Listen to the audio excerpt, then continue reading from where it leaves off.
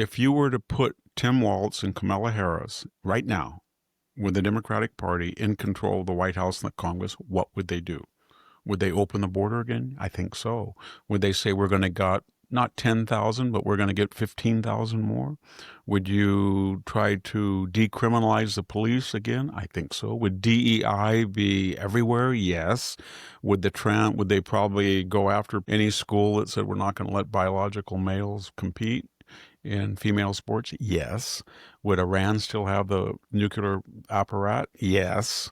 Would we be cutting off all supplies to Israel? Yes. That's where we'd be.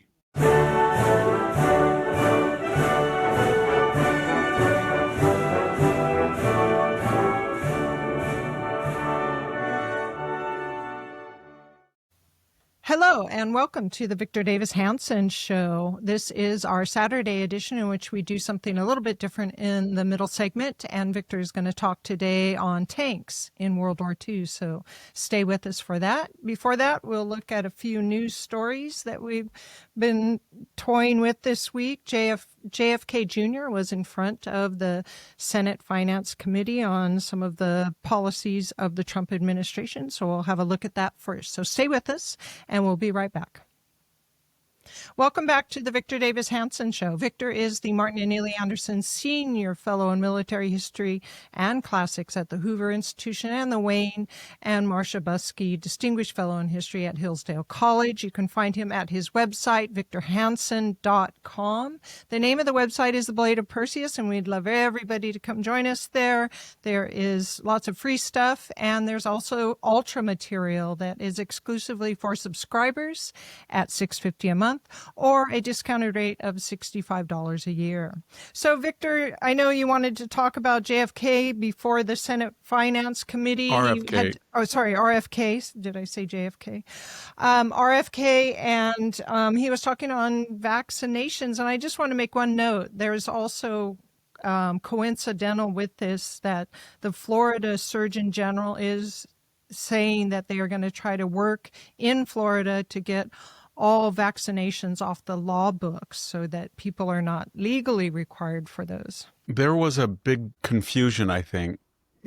RFK Jr. did not say that he was banning vaccinations. What he was saying was that the mandates for vaccinations should not be enforced in all cases. This got a lot of hysteria because there's an anti-vax movement, for example, on German measles. But in California, where I am, you have to be vaccinated. And when people put their children in homeschooling and do not get vaccinated, then there's measles for the whole population is vulnerable to. So the issue was this. The Democrats had two agendas. 90% of them just wanted to embarrass Trump, and most of the questions were interruptions, the same old thing, you're dangerous, you should quit, you should be ashamed of your Trump. 10% were serious, and they said, well, yeah, you're going to let us get access to vaccinations, but if you don't have mandates, then people, won't get vaccinated, a small number, and then they will infect everybody. And of course, his attitude is vaccinations are advertised that you will not infect anybody and you will not get infected. So if you're 1,000 kids going to the local school and there's 100 homeschoolers say, I'm not going to get vaccinated, they're not going to be able to infect the kids that were vaccinated. That's his whole point. And he's saying that when you make everybody get vaccinated, then you can get some type of side effects. And that was his point, especially as it pertained to the mRNA vaccinations. I think people realize that I know in my case, I didn't know what I had when I was young. It was called mastocytosis. So every time I got a vaccination, everybody said, my brothers, everybody think it was great. And I got a severe reaction. When I went to Greece as a young person for a year, I got all-in-one vaccination. This is what the county health department said you had to have if you were going to go to the Middle East, which I said I was going to. Plague, yellow fever, typhus, typhoid, gamma globulin for hepatitis, and I had one more, and I had all 5 of them. And as soon as I got that inoculation, I was sick for 2 weeks. Then I went and I had to get boosters to go to Egypt in 1974. I got sick for 3 weeks. And then after that, I got a tetanus shot with live tetanus in Greece, and I got sick for 2 weeks. And then when I came back, I used to get on the farm a cut. And when you go into the emergency room, they didn't even check. They would say, oh, you dropped a pruning shear on your foot. Oh, you were working and you stepped on a nail. You got to get a tetanus shot. And you'd say, well, wait a minute. And so by the time I was 34, I had about 9 tetanus boosters. They just kept giving them to me at the ER. So I finally went to a doctor, and he said, in Europe, we only get 1. You crazy Americans say it's 1 for every 10 years. And so he said, don't ever get another. You've had 9 of them. And I got ill the last one for almost 3 months. I got the Moderna, first shot, fine. I thought I'd have no problem. Next one, sick for 2 weeks. And every time I would get a flu shot, if I got the senior flu booster, which is 5 times stronger than the regular one, I would get really ill, and I would get the flu. Finally, I asked a well-known immunologist why that was. And he said, they don't like to tell you this, but if you look at most vaccinations, not all, but most, when you are inoculated, there is a period in which, I know doctors are listening to me, and I want to be very careful what I say, that your body has to deal with that artificial intrusion, and it sometimes lowers your white blood count. So what happens is people who get a flu shot or a COVID shot, they think, well, I'm safe. I'm going to go to the party tonight. I'm going to go out. I got to, and that's just the opposite attitude. You need to take 10 days or 2 or 3 weeks to let your body create defenses and let your white blood count come back up to normal, especially if you're older. I never understood that until, as I said, an immunologist whom I won't name told me that. I said, why do I always get the flu right after I get a flu shot? And he said, Victor, it's not from the flu shot. It's because your body is processing that challenge. And sometimes in some people, and what he meant was white blood counts usually go from about 4 to 12. If you're 6 or 7 and it goes down 2, you're fine. But for people that have low normals, and I'm like 3.8 to 4, it goes down below the normal, and then you can get the flu. So, but you're a special case. So but there's all sorts of people like that, is what I'm saying. And what RFK is saying is, get the vaccinations. Fine, we'll make them available. But let's look at the mandatory. And I don't know if it was true. I was watching the news this morning, and they said by the time a child is 18, they've had 76 vaccinations on average. 76. Each one of those represents a challenge to the immune system. And if you have, a hypersensitive immune system like I did, but it was very strange because every time I would get a vaccination, my parents would say, I don't know what's wrong with you. The other 2 boys are fine. But I would get a fever and sick for a week too. And then finally, when I was 30 years old, the final tetanus booster, I was sick for 3 months. So I'm somewhat sympathetic. I'm not an anti-vaxxer. He isn't either. And I think for some childhood vaccinations, they should be mandatory to be in the public schools. But when they go and, papilloma viruses for young girls, that are like 4 or 5, they're not going to be exposed to the papilloma virus at 4 or 5. That is a sexually transmitted virus. So why not wait a little bit? You know what I mean? And the same thing with shingles. I get these things on the email. Did you get your shingles shot? Did you get your shingles booster? Did you do that? I'm not going to get a shingles shot. I may get shingles, but I know what my immune system would do if I got that shot. And so I think he's just trying to, but they went in and I thought the worst was Senator Lujan. he kind of did the La Raza thing. He said, "This is my New Mexico accent. Can you understand it?" And then he kind of gave kind of like he turned away, and as the thing ended, he insulted him. You shouldn't. But he didn't look. I thought it was insulting. I thought Elizabeth Warren was completely out of hand, and it's a very complex issue. I have another friend that I won't mention that every time he gets a booster, it seems like he gets COVID. And I think that's because for 10 or 12 days, it lowers his white blood count and he's low normal and he goes out there and he gets it. So I don't know. Yeah, I agree with you. The tenor of these committee meetings when they're questioning these administration officials tends to be not productive. The Republicans do it too, but there's something about this generation of left-wing senators. They are obnoxious. They're not very bright. They're pompous. They're kind of Adam Schiff on steroids, all of them, and they're really repulsive. And when I watched all that, they would say, just say yes or no, cut them off. And some of their questions, you couldn't answer yes or no. Like, have you been beating your wife today?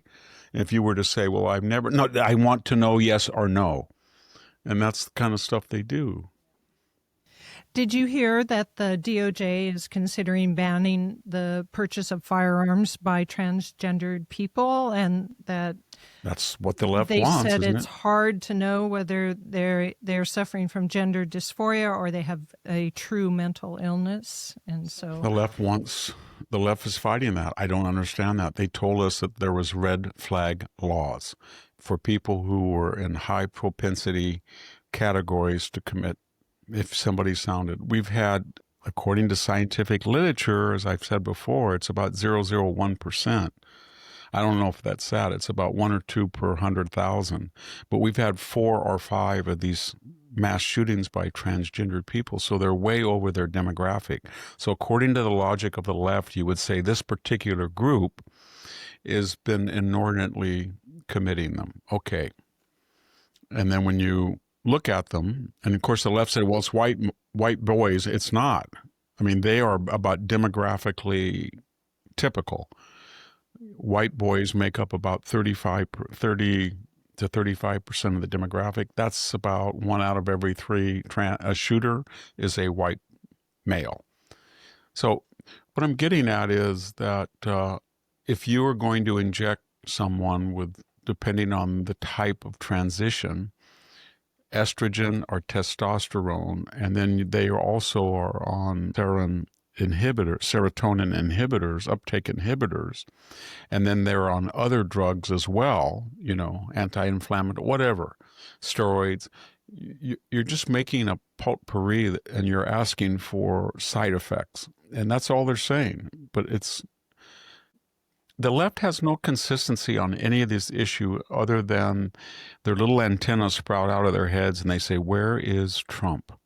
Wherever Trump is, I'm the opposite. And that's how you can gauge where Trump is, by what they say. Just do the opposite, and that's Trump's position. So, Victor, Joy Reid is out trying to get herself in the news again, and her recent claim, and she's not the only one, actually. There's others saying this, that Trump was never shot in Butler, Pennsylvania. And there's other rhetoric of such, but go ahead. She was an anchor woman at MSNBC, and she cratered her show because she's an outright, I'm going to be blunt, a racist. That is, she judges people by the color of their skin. And she's very insecure, and she's typically conflicted and hypocritical. I remember a show where she said that she was going to wear a natural afro hairstyle and that people should not culturally appropriate that hairstyle. And she was talking as well about dreadlocks. Remember, there was a blonde girl like Bo Derek wore dreadlocks, and then all of a sudden that was wrong. And then the next thing I knew, she had blonde hair on. And I'm thinking, well, you're culturally expropriating my culture, Scandinavian. But I'm just giving you an example that she's unbalanced. So when she says that Donald Trump was not shot. There's videos of the whole thing. You can see him. You can see the people. There must have been, what, 20 or 30,000 people there. They saw the blood come across his face. They saw the Secret Service jump on him. They saw him get up and say, fight, fight, fight. It's all on the public record. Does she think they were all staged?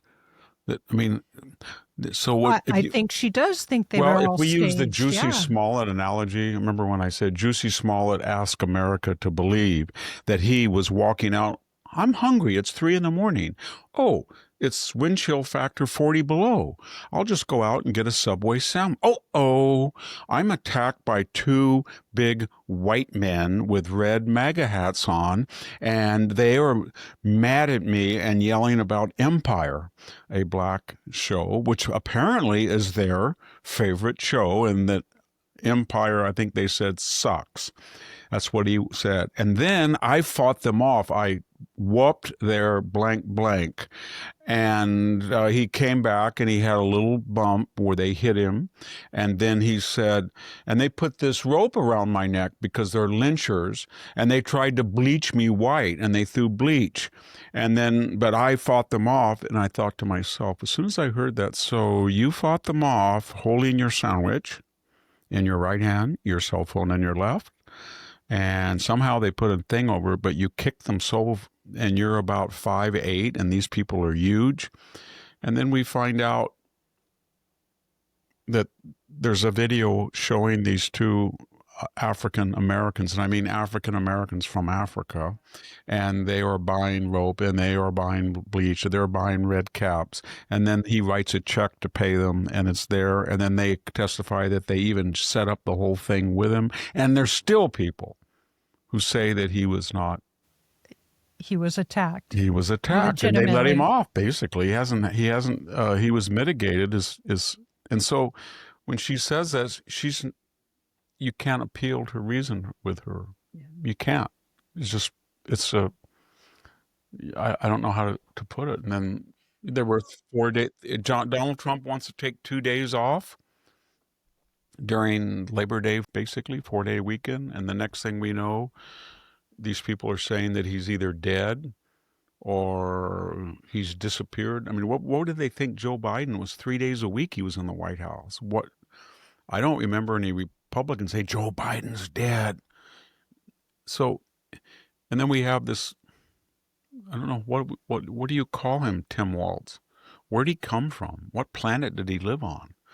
I mean, he does sort of look like a Martian. Maybe it was Mars. I mean, he came out and he's just, he said so many things. He said so many foul words. He spouts out filthy words, pejoratives, expletives.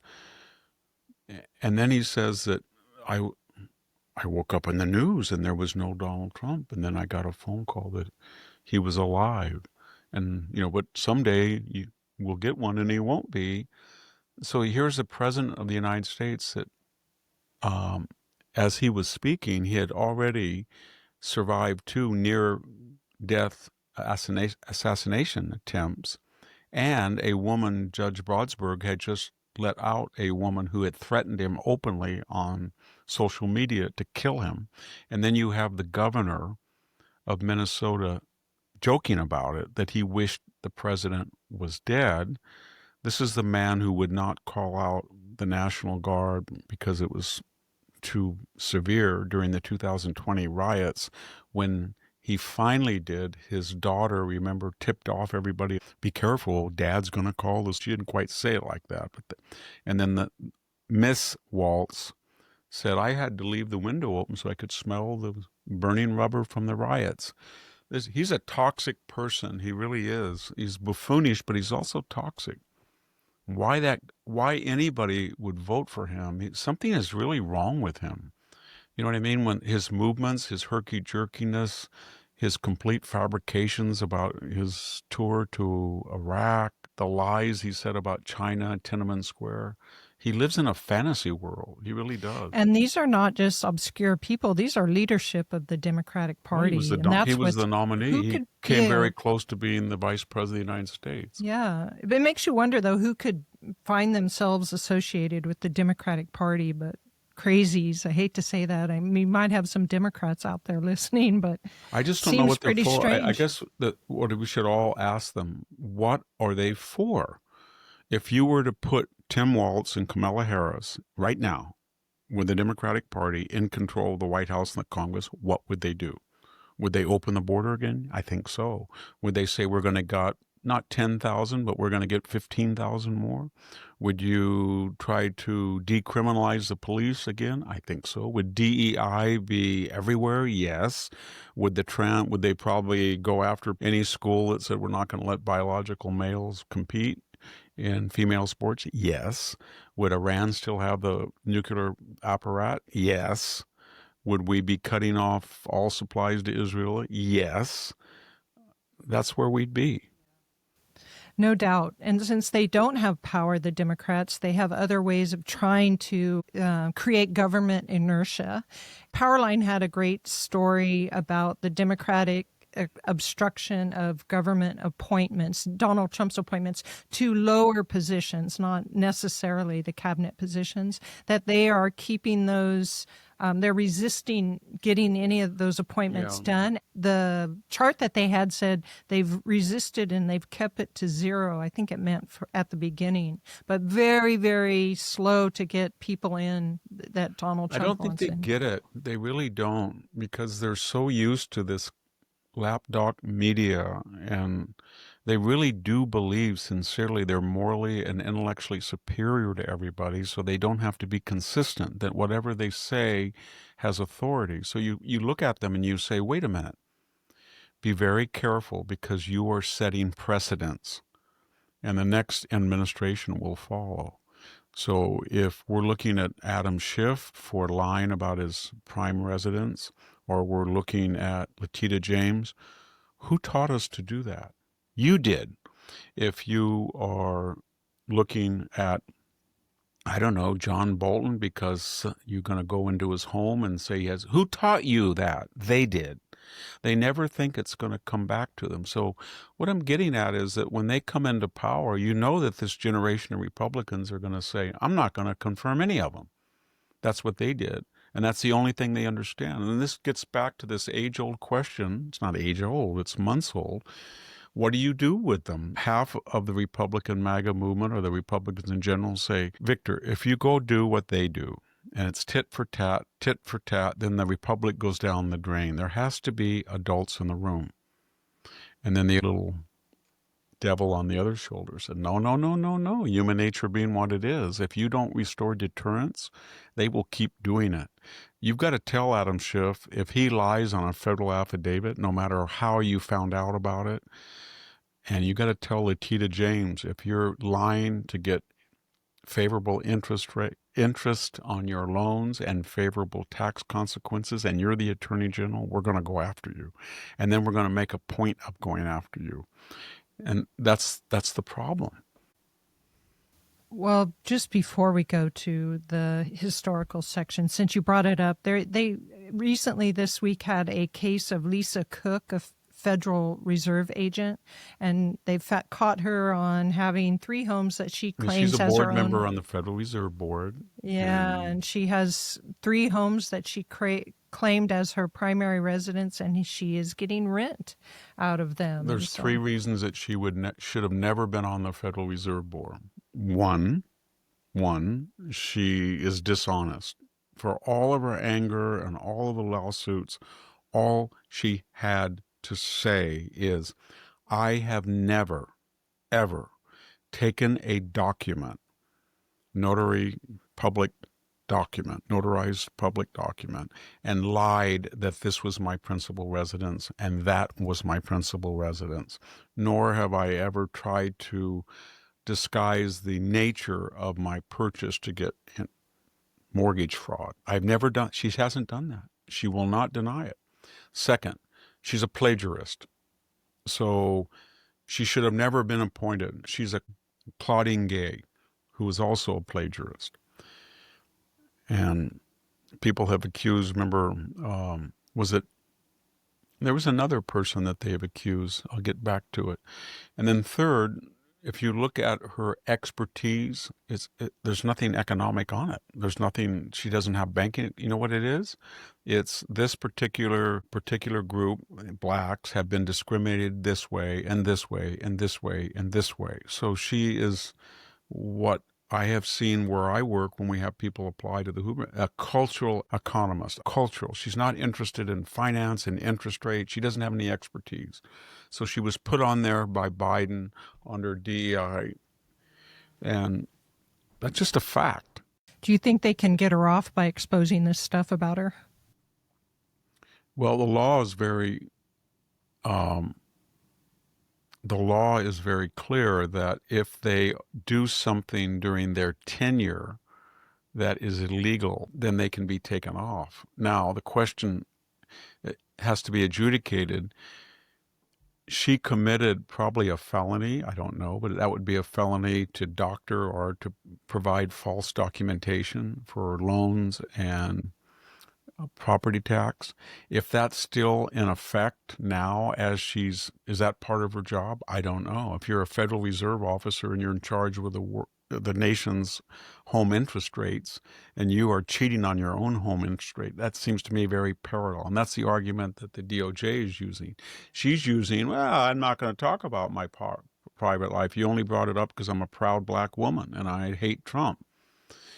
And she's been very vocal in her private life, how she hates Trump, and she's on records. We'll see what happens to Adam her. Schiff for once, he kind of told the truth when he said, Donald Trump, if you speak out, he'll go after you. No, he won't go after you. If you speak out and call him a monster and everything, and you're criminally culpable, you will no longer be given a blank exemption as you were in the Biden administration. So mark my words, people in the Biden administration knew that Lisa Cook had problems, and they knew that Adam Schiff is that way too. But they felt it'll never happen to us. Never.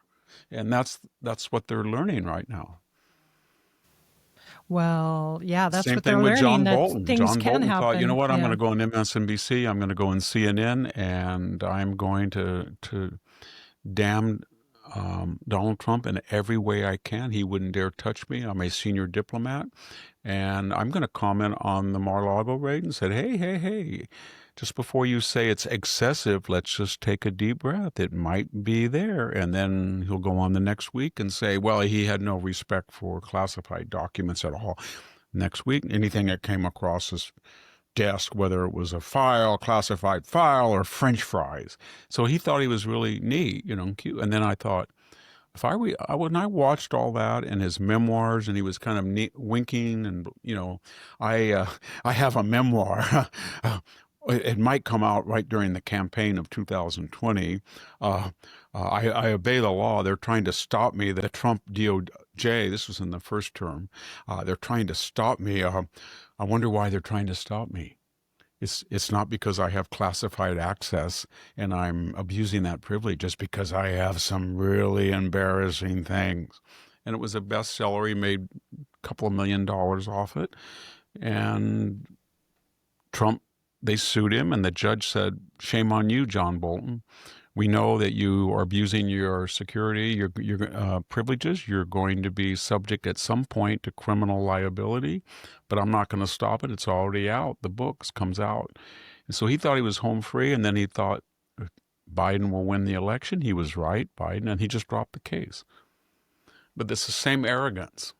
They thought that Biden and the Democrats were going to keep winning the elections. They thought they were going to just found out do they it, were and they wrong. could do anything he wants. And we'll see. I don't want to prejudge. I do not want to prejudge John Bolton. But if the press reports have a kernel of truth that they found out about his access to classified information and he transmitted it through a foreign intelligence service, I don't know if that means friendly or hostile, but if they picked up something that he was sending documents, or the information of documents, or the replication of documents in notes to members of his family or friends, on the idea that they wouldn't check, the recipient, he's in big trouble. I don't know. I don't want to prejudge him, to use his own words. Yeah. Well, Victor, let's go ahead and take a break and then come back and we'll hear a little bit about tanks in World War II. Stay with us and we'll be back. So you just got back from your summer vacation. Were you one of those individuals where the kids and your significant other were relentless in letting you know how loud your snoring is or how you kept them up every night? Your family is probably doing you a favor because snoring is an indicator of more serious health issues. It can be a sign of sleep apnea, a condition that increases the risk of high blood pressure, heart disease, stroke, and even memory loss. If you want every night to be a true vacation, you need to get yourself a Zipa.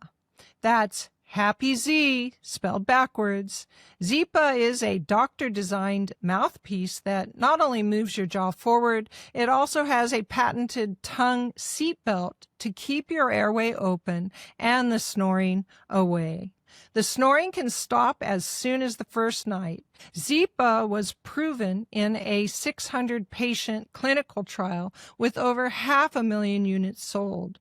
From now until the end of October, you can show your family you actually care by purchasing a limited edition pink Zipa. Not only will you save $10, but Zipa is on a mission to raise $50,000 for breast cancer research, and they will donate another $10 to the Susan G. Komen Foundation. Go to zyppah.com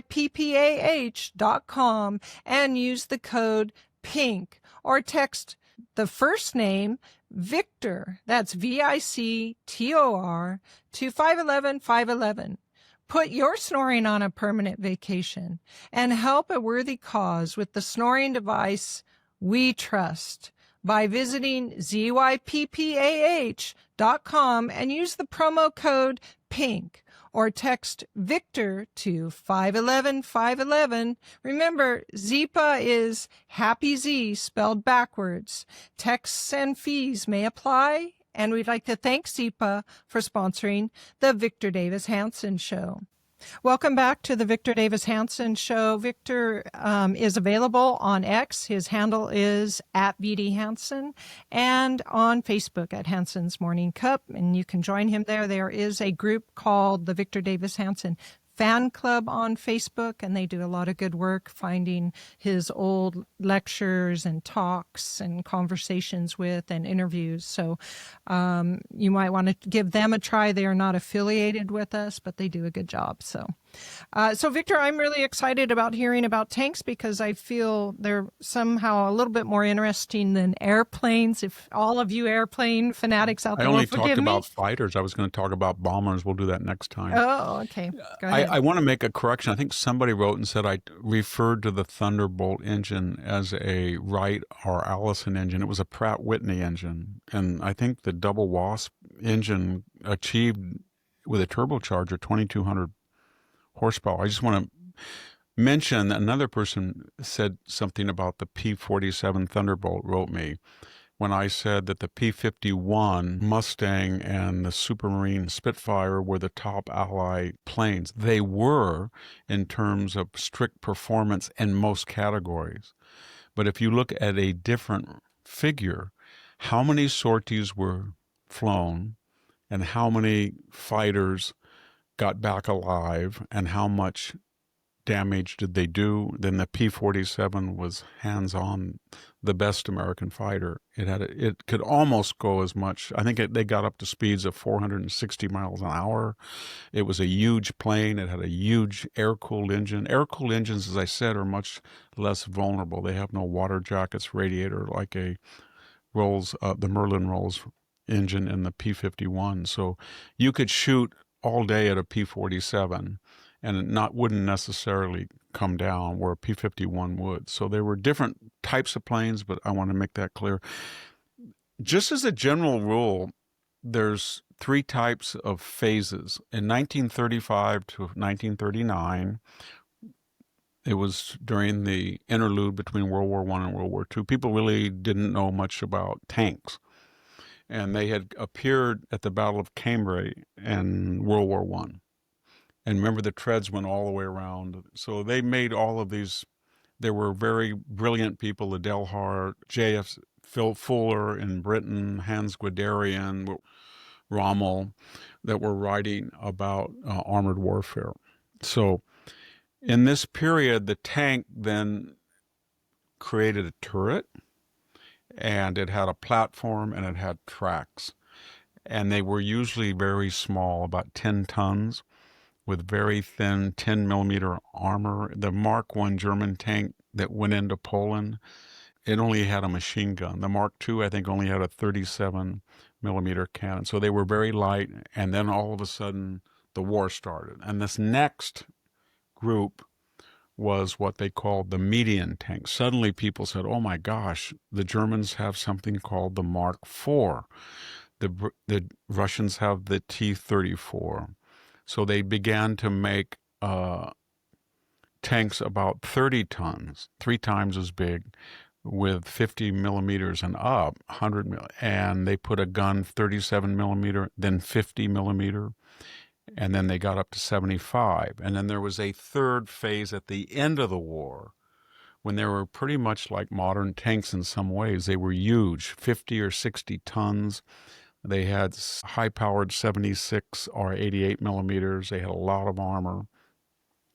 But how do you judge which country? France, before it fell with the Char B tank. Britain, they had some great tanks. The end of the war, the Comet was a great tank. The Cromwell tank, the Churchill wasn't too bad. And then the United States had these Lee and Grant's weird little tanks where they had a turret and then they had 2 guns and they looked like a skyscraper. They were really high. And then they came out with a Sherman, which everybody, I think, misunderstands. And then the Germans had their Mark IV. That's when they went into, most of the tanks that Germany made were Mark IVs, about 10,000 of them. And then they made the Tiger, which was the best tank if it was mechanically sound, which it wasn't a lot. Heavy tank with a huge 88 millimeter gun. And then the Panther, they made about 6,000. So everybody thinks that's the best. And then the Russians claim they were the best. They had the T-34 medium. It was kind of like a Sherman or a Mark IV, but it had a better gun and more armor. And it was diesel. And that was really, I mean, they made a diesel version of the Sherman, but very few of them. But diesel had certain advantages.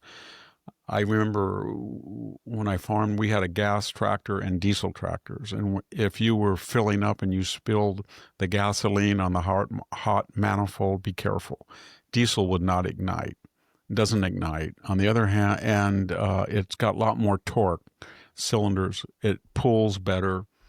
And it's got a lot more power. It goes slower, but it's got more torque. However, is it better in very cold conditions since Russia had that? No, it's not. Oh, okay. It's much harder to ignite.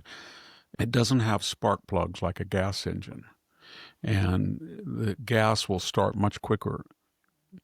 And the other reason why the Americans preferred it, and the British, and the Germans, not the Russians, was that although you might get more miles per gallon of diesel, if you take a barrel of oil and you refine it, you get a lot more gas than you do diesel. So in a way, gasoline is cheaper because it's not so heavy, and you can get a lot more gallons per barrel of oil. But I wanted to say the way to evaluate relative tanks are not just go into a book and look at the dimensions and say, well, the Tiger has an 88 millimeter. The Sherman only had a little short 75 for so long, or the Panther 76.5 or whatever it is was a high caliber, and look at the armor. You have to look at other things. How many were built? How easy were they to maintain? And that's hours per running versus hours of maintenance. How long does it take to take a Panther transmission out versus a Sherman transmission? And then what type of theater were they in? So if you say, well, Victor, I saw the movie Fury with Brad Pitt, and those Shermans just went up like a Ronson lighter when they saw a Tiger. Yes. But there were only 1,600 Tigers made. There were 50,000 Shermans. So what they didn't show you in the movie is that Shermans were going all over the Normandy and French landscape, blowing apart machine gun nests. They were used against infantry. More importantly, if you wanted to ship it wasn't like you could run out of a Russian factory or a German factory, just run a tank out. They're right there. In the case of the Americans, you had to put it on a crane and put it on a ship, and anything over 35 tons is almost impossible. It's too hard to. So that was a limitation. Put it all together. If you look at each country, you could argue that the most tanks made were the T-34 Russian. It had a great gun on it, 76 millimeter. It had a lot of armor. It was sloped. It had a Christie American suspension. It had a diesel engine, aluminum, but it had no radio. It was very uncomfortable for the crew. They were short. They only had 4 people in. The person who was the navigator, who was also had to arm the thing. It was cramped.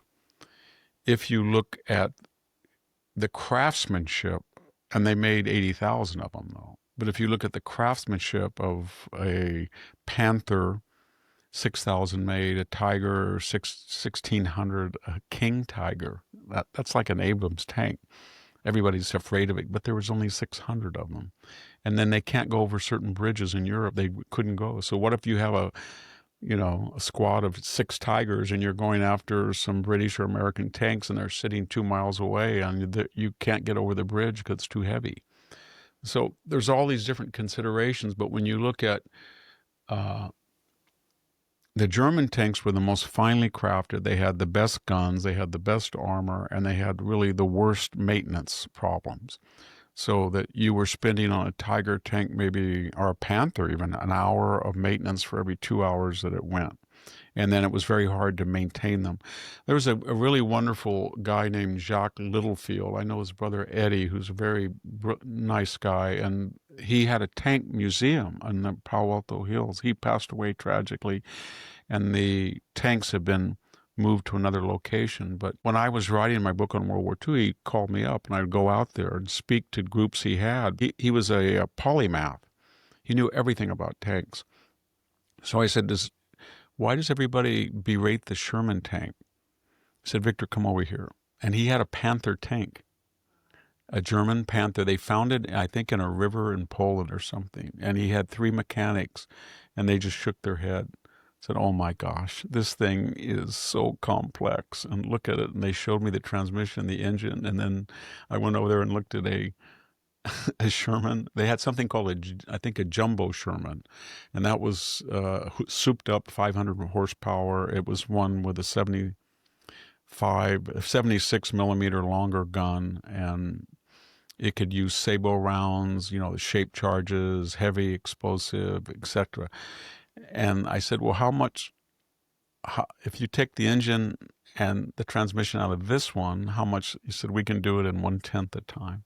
And it wasn't just because they were more familiar with America. They were great mechanics. So you've got to consider all that. And when you consider all that, and you look at the Sherman, it was as good as the Mark IV. And when it had this last models was 76 millimeter, they were as good as a T-34 in most cases. The Germans, we gave 2,000 of them to the Russians.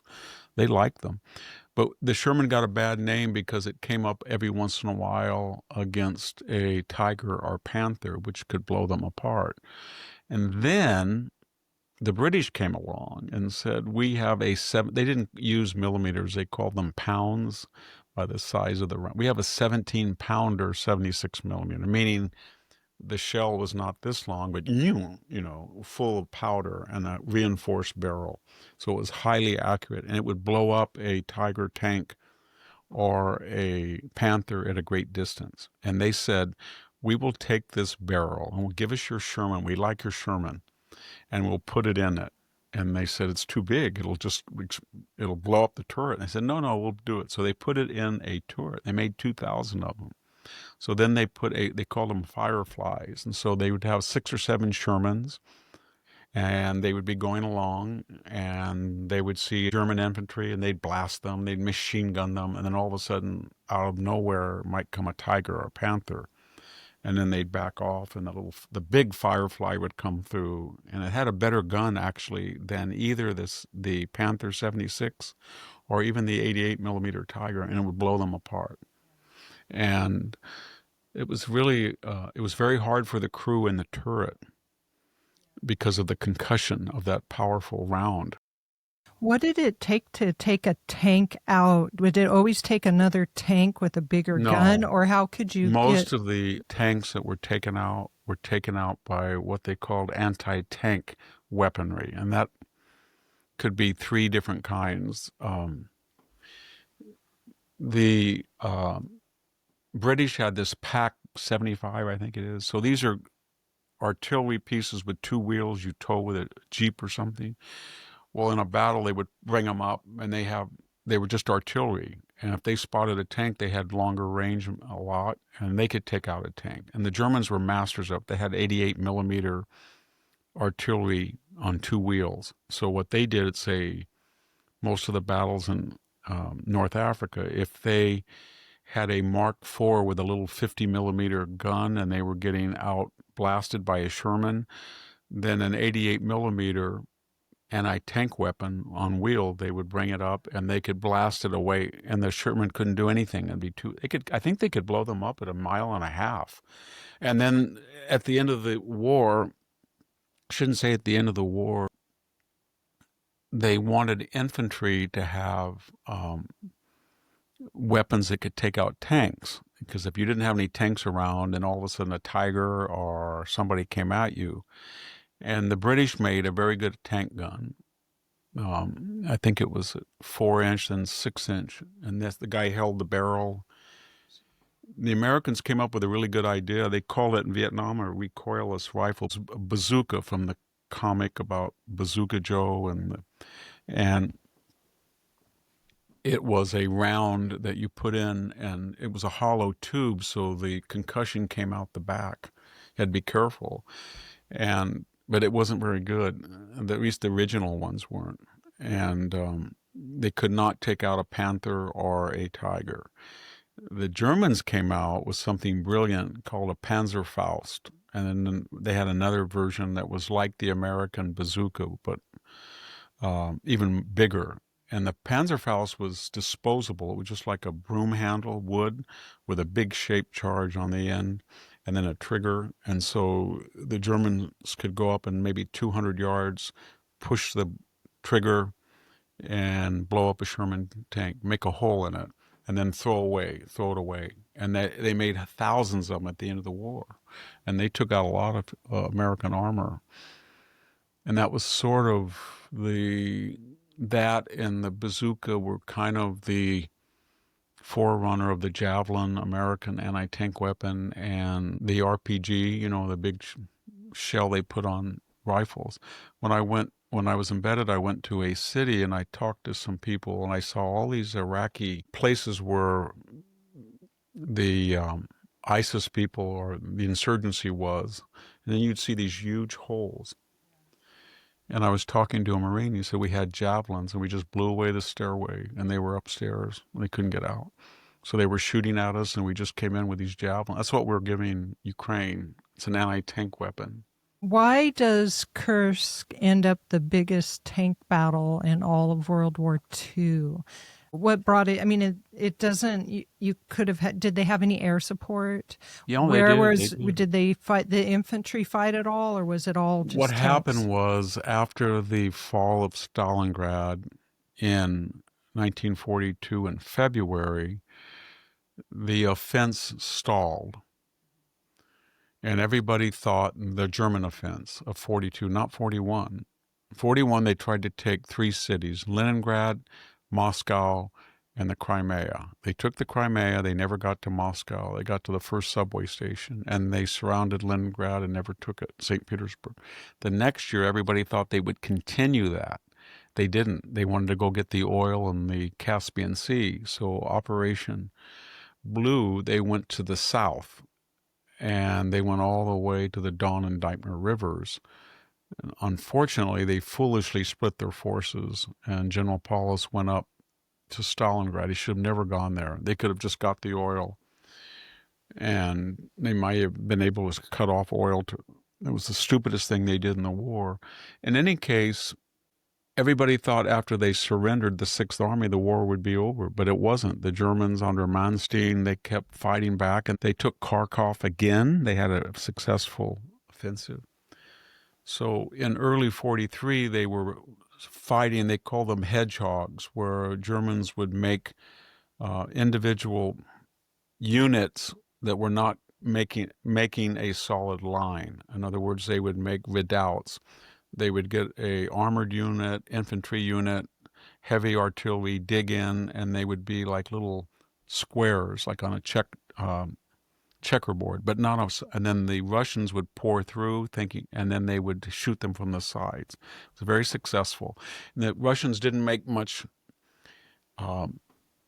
They did not make much progress in the first 6 months, and so then the Russians had made a huge pocket, a bulge, like a blister or a cyst in the German lines near Kursk.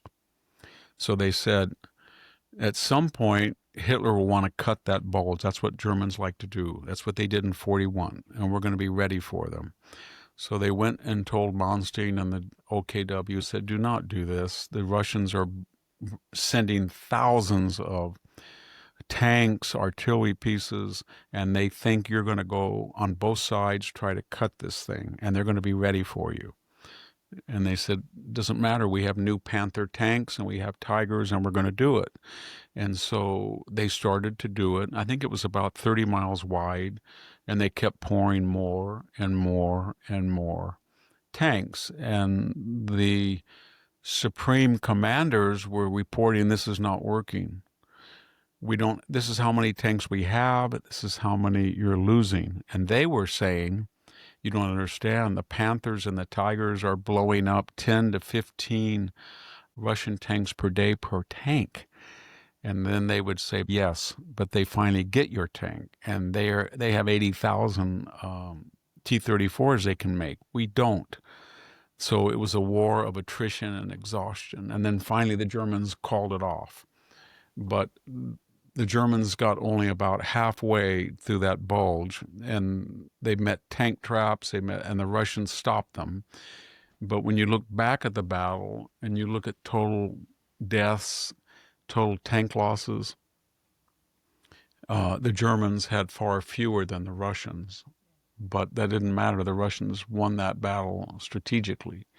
The other thing that was happening that the Germans didn't understand is by July of 1943, June and July, we were supplying fully 25% of the Soviet, we were the British, the Soviet war material. We were giving them radios and ponchos and sea rations and things that were really good, but we didn't want them, like a P-39 Air Cobra fighter that had a big cannon in it, and it went really fast and low to the ground. We thought, it can't escort bombers. And the Russians said, we don't want it to. We don't bomb.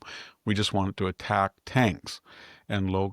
And so we were giving them all the stuff that were good, but we didn't find them as useful. And the second thing, we were bombing.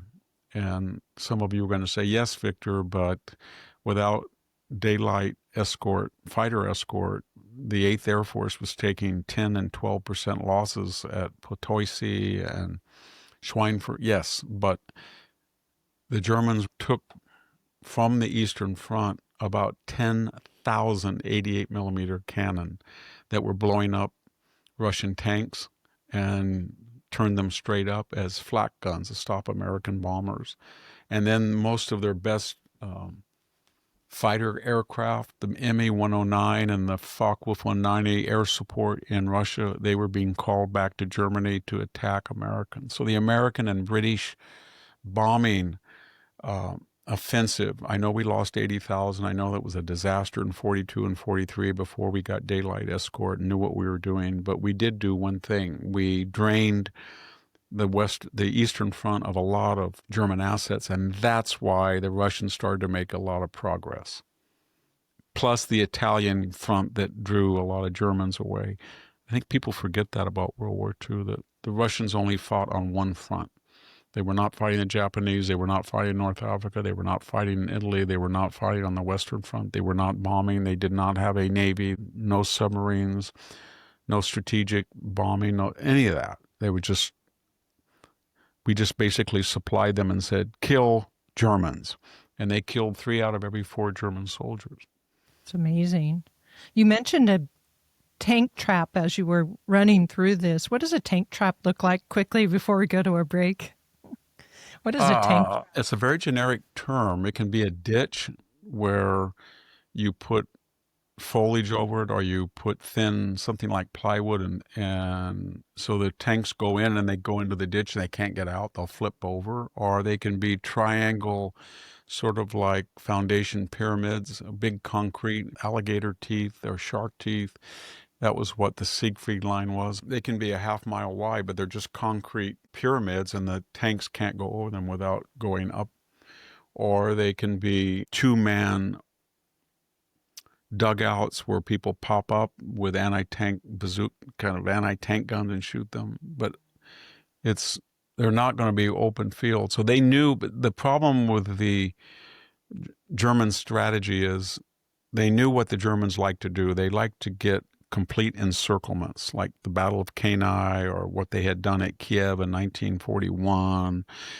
And so these pockets, they deliberately left that pocket open, and they knew exactly, and they knew the Germans would try to cut it off at the base, and they fortified that base, and that's exactly what the Germans did. They should have never gone there. They should have, if they were going to try to stop the bulge, the Germans should have gone way to the rear of the Russians and come back, but they didn't. All right, Victor, we better go to a break, and then we'll come back and talk a little bit more about the news and Israel's war in Gaza. Stay with us, and we'll be right back. If something happened to you tomorrow, are you leaving a scavenger hunt for your next of kin? Most families spend over 500 hours trying to untangle an estate after someone has passed, and that's on top of their grief. The knockbox was created to take that burden away. It makes organizing your most important documents simple so that you can leave behind memories and not a mess. Imagine the relief knowing everything, your will, your financial information, even your plans for your pets, is in one safe place, ready when your family needs it most. Each knockbox comes with a comprehensive checklist that ensures you will add everything they'll need to manage your estate when you're gone. The knockbox now offers estate planning packages, which include a collection of legal, easy-to-complete documents you can fill out at home. No lawyer necessary. Just head over to theknockbox.com and use promo code Victor16 to save 16% off. That's theknockbox.com, promo code Victor16 to save 16% off. Theknockbox.com. Get organized and save. Welcome back to the Victor Davis Hanson Show. So you can find Victor's podcast now on YouTube and on Rumble and on Spotify. So please come join us for these video versions of the podcast. So Israel's war in Gaza had a couple of things this week. I know that it's kind of peripheral to Gaza, but they killed Hamas president and vice president at a conference, at a Houthi conference in Yemen, I believe it was. And then also they apparently killed in his apartment Abu Abeda, and he was the face of the PR man for Hamas and the spokesman for Al-Qassam, which is the military wing of Hamas. And a Palestinian activist inside the United States wrote on his social media that it was a very significant death. It was, in fact, quote, the end of an era and a big blow, quote, blow to Hamas. They have essentially, the Israelis have taken out all of the Hamas leadership that was there on October 7th. They're all dead. And anybody who thinks they would like to replace them is not telling anybody, because they will be dead. And they're now converging on the last area where there's resistance. The rest is wreckage, basically. And so what they're trying to do is they're basically saying we're going to find the hostages dead or alive, but we're going to eliminate Hamas. And they're squeezing them, and Hamas has nowhere to go because the Egyptians will not let them get into Egypt. And the Egyptians at the same time are training a huge militia that are well armed, 10,000 people, to be the Palestinian Authority takeover of Gaza once the Israelis have wiped out Hamas. They want to come in and wipe out Hamas. If you're wondering how Israel knows where these people are, in Yemen, the Yemeni apparat, and they know where the Hamas people travel, a lot of it's coming from Palestinian Authority rival groups. In other words, they're saying to the Israelis, slaughter these people, and then we get to have all of Gaza, and we will not do what they did on October 7th. We'll try to have our own country or whatever. I don't believe them, but that's what they're saying. And so they give the Israelis a lot of information about Hamas, where it is, who they are. And then there's people within the Gazan population that don't like Hamas, and they give the Israelis information. Showing how competent the Israeli government and military are. I think their once attitude again. was, this is too much. If you want to go and kill 12,000 Jews on October 7th, we're never going to forget, and we're going to hunt down, kill all of you. And then maybe you won't be so stupid to do it again, but we're going to kill every one of you people who were responsible. That's what they're doing. All right. And another story is the hot mic between Putin and Premier Xi. They were discussing organ transplants to extend life, the span of life. And I think for myself, this is very suspicious given the suspicion that we see out in the press, and it might be wrong, but that China is suspected of harvesting organs, especially from the Uyghur population. They know that they actually did. They harvest organs from live people who maybe don't die, but they take a kidney, or in some cases they do die. They take a liver or something. Yeah, and that's a terrible, disgusting hot mic. It was kind of sad, weird, because here you have Xi, who's in his mid-70s, late 70s, and you have Putin, and they both have reported health problems. And here they're speaking as if nobody can listen to them.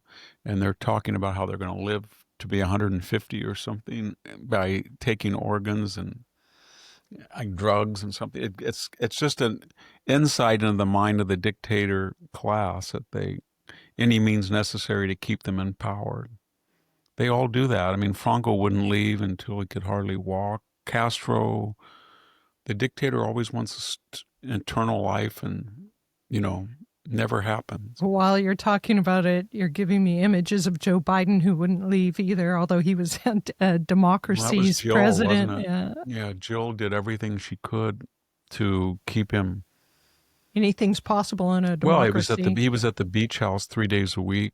He had I think most of the doctors who remarked on his announcement 90 days after he left office that he had stage 4 prostate cancer, they said that he must have known that for 2 or 3 years. So she knew that her husband was fighting a metastasizing cancer, and she didn't do anything. I wouldn't want to be married to somebody like that. They would say to me, hey, Victor, prostate cancer, we all die of something, but it's really good. You got to keep at your job. You got to get that income. You got to keep working, No, you don't. Yeah. That's what she was saying to him. She should have said, I'm not going to sacrifice the health of my husband when we have a capable Democratic Party. It wasn't true, but it was Kamala Harris. Just take over, and Joe, he would have been better off. They sacrificed his health for that. I felt, I never quite got into the idea of making fun of him like Joe's Law, because when you looked at him, he was obviously demented, and he was frail. He walked in a very strange way. He looked bewildered. I've seen people, friends and family like that, and it was sad. And somebody should have had an intervention and said, we're not going to do this to you. especially Hunter. Hunter got mad that, that he stepped down. He should have been happy. He should have recognized his father needed it, but that's not Hunter. Stepped down from the nomination, He should have been happy. I doubt a cocaine addict, crack addict, whatever he is, addict. You said cocaine wasn't that bad. Remember? Yeah, for your health. Not as bad as alcohol. Bad as alcohol. All right, and the last thing is, there was an interesting article in Pajamas Media by a Sarah Anderson, and she was talking about the potential that Maduro in Venezuela might fall. It sounded like she felt his administration was purely a drug, connected administration, that it might fall and it would have ripples in the region of compromising Cuba and Nicaragua. And I thought that was an interesting anticipation of what might come in the near future. Well, what your thoughts are. I think Trump's trying to deport 250,000 back to Venezuela. And everybody said, why is he doing that? They were anti-Maduro. That's why he's doing it. He wants people who were dissidents to go back there and turn up the heat. And so he has no popular support. The country is broke. It could be very wealthy. The countries around him despise him. The United States is embargoing him as much. So we'll see. As a general rule in diplomacy and military affairs, when you say that this particular dictatorship has no popular support, it's being embargoed and sanctioned, it's going to fall any moment, that's not true. They have a unique ability to suck out every resource of a state before they'll fall. I lived in Greece during a dictatorship, the Papadopoulos dictatorship. When he fell in the fall of 1973, Mr. Ioannidis took over, and he lasted until the next summer, and he would have kept going except for the Cypriot War. They backed, and it blew up in his face. But as a general rule, they're very hard to get rid of. Iran is the same thing. We're hearing all these stories that it's about ready to topple, but I don't know if that's true or not. All right. So as we do at the end, we have some comments. This time they're on Victor and Jack's podcast from YouTube. And I particularly like this first one by Penny Landkheim. And she writes this, and I agree with this. So who makes a left turn from the right lane or a left U-turn from the right lane? Don't you at least first get in the left lane?